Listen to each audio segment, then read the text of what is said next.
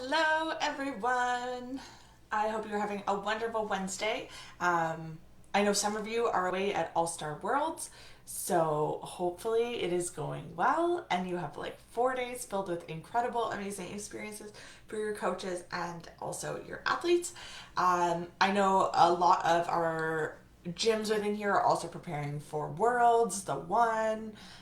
So hopefully those are going really well. I know that my gym just ended our final competition, which we headed out to LA this past weekend for the Spirit Network, which was a lot of fun. My kids absolutely loved it. Great experience for coaches. So if you've been to any of the Spirit Network's events, let me know because Tammy did a really good job. Okay, so today we are talking about the in-between season. When one season ends, the other one we're waiting for it to start with tryouts.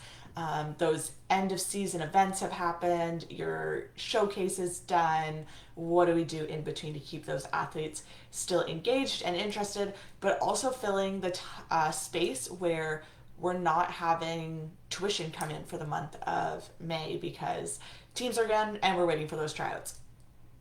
So there's a lot of different ways to do it. There's a lot of different things you can offer during that time. But I'll give you a couple examples today of things to do. And then if you have any that have worked really well for your gym, feel free to pop them in the comments. We are all about community over competition here and really just helping each other grow. So the first thing is private and semi-private lessons. A great way to also give your coaches some hours to fill that downtime.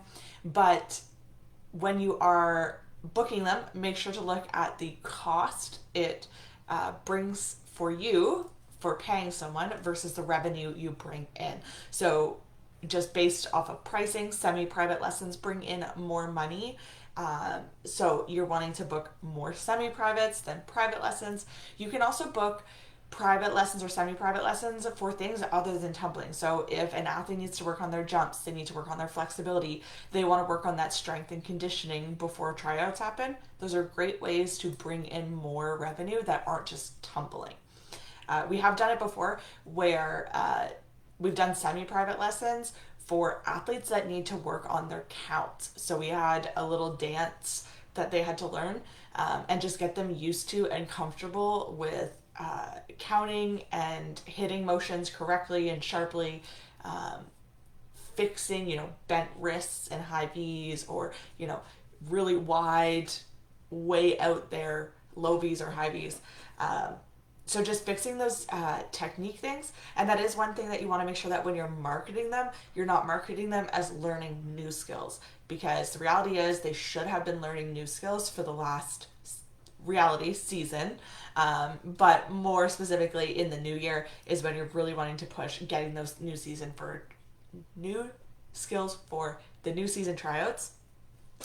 So you're wanting to talk about mastering technique, perfecting skills before you can show them off at tryouts.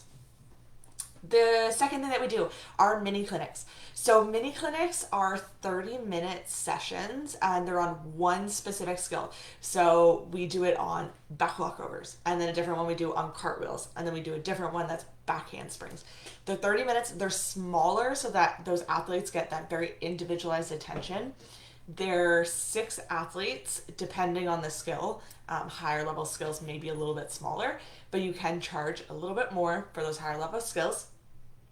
But we do make them a lower price point so that we can fill them and run as many as possible. So they are $10 a session for 30 minutes. And then we book probably 2 or 3 every single day of a specific one. So if it's back rolls, front rolls, cartwheels, and just fill them as much as possible.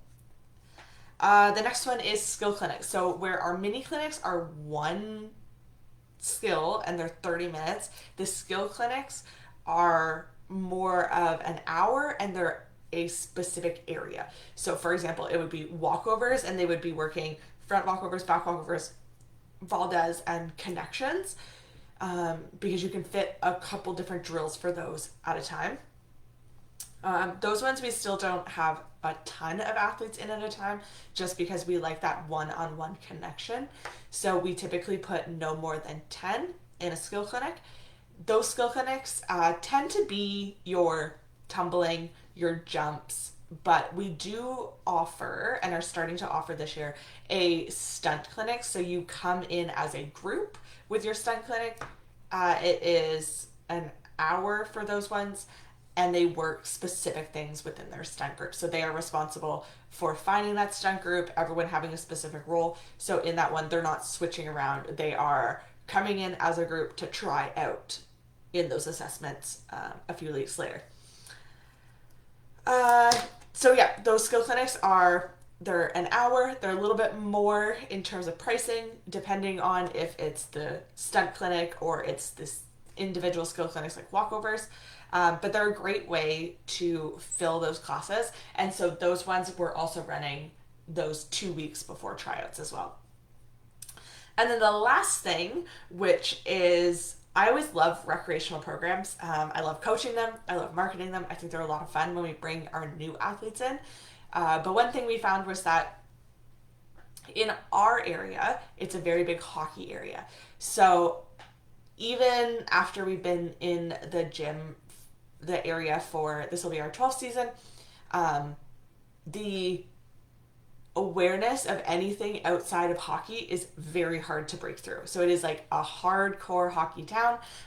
We have an AHL team, so it's just like everyone wants to do hockey. Boys, girls, doesn't matter.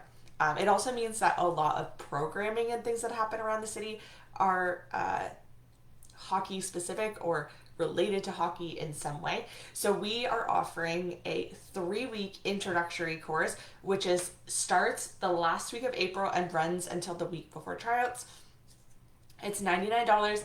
They do 2 days, 1 hour each, so 2 hours a week. And then it is going to go over the fundamental, and it mostly is only focusing on stunting. We have the tumbling classes, we have the tumbling clinics that they can join that way.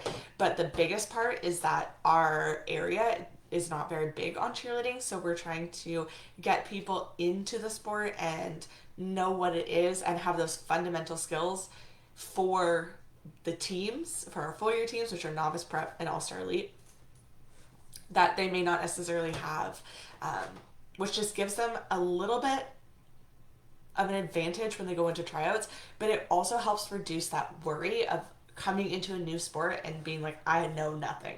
So we're running 2 separate classes, 6 to 8 ages, and then ages 9 to 15. And that way we can also evaluate them prior to going into assessments. And then if any of our half-year athletes or our recreational athletes are wanting to do it as a filler time, it also gives them more skills going into tryouts. So there's lots of different ways that you can still bring in revenue while those athletes aren't on their teams and you're waiting for tryouts. And there are a ton of different ways that you can bring in new athletes into your gym that you'll then convert onto teams, like a 3-week cheer fundamentals course. So if there's anything that you have found has worked really well for your gym heading into that between season session, or if there's any programs that you're like, I 100% want to add this year, let us know, pop them in the comments. And we're super excited to help you grow throughout the new season. So if you have any questions, just DM Liz or myself or our Facebook pages or Instagram pages, and we're happy to help. I hope you have a wonderful rest of your day, and let's keep growing. Bye guys.